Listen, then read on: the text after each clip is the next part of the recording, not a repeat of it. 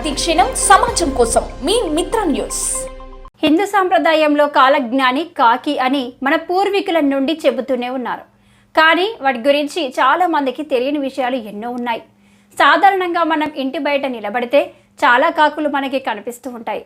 కాకి అరిస్తే ఇంటికి చుట్టాలు వస్తారని పెద్దలు అంటూ ఉంటారు. అలాగే కాకిని కాలజ్ఞాని అని కూడా పిలుస్తారు. చాలామందికి ఎందుకు అలా పిలుస్తారు అనే విషయం కూడా తెలియదు. కాకి గురించి కొన్ని నిజాలు తెలుసుకుందాం. కాకులు బ్రహ్మ ముహూర్తంలో నిద్రలేచి అందరినీ నిద్రలేపుతూ ఉంటాయి. కాకులన్నీ కూడా స్నేహపూర్వకంగా ఉంటాయి. ఏ కాకి అయినా ఆహారం దొరికితే మిగిలిన వాటితో పంచుకుంటూ ఉంటుంది. కాకులు సూర్యాస్తమయం తర్వాత అసలు ఆహారాన్ని తీసుకోవు. హిందూ పురాణాల ప్రకారం చూసినట్లయితే కాకులకి చాలా ప్రాధాన్యత ఉంది. శనుదేవుడి వాహనం కాకి, అందుకనే కాకిని పూజిస్తూ ఉంటారు. రావణుడికి భయపడి కాకి రూపాన్ని ధరించిన యముడు కాకులకి పెద్ద వరాన్ని ఇచ్చాడు.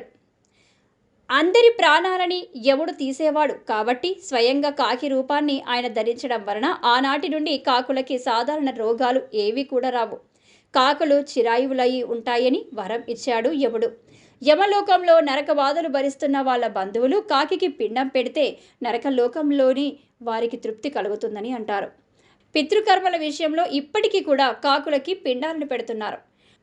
ప్రకృతి వైపరీత్యాలు రావడానికి ముందు కాకులు సూచనలు ఇస్తూ ఎగురుతూ ఉంటాయి.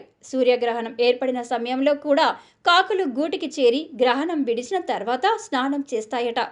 అందుకే కాకిని కాలజ్ఞాని అని పిలుస్తారు. ఇలా చెప్పుకుంటూ పోతే కాకుల గురించి చాలా ఉంది. అందువల్ల హిందూ సాంప్రదాయంలో కాకులకు ఎంతో ఉన్నతమైన స్థానం ఉంది.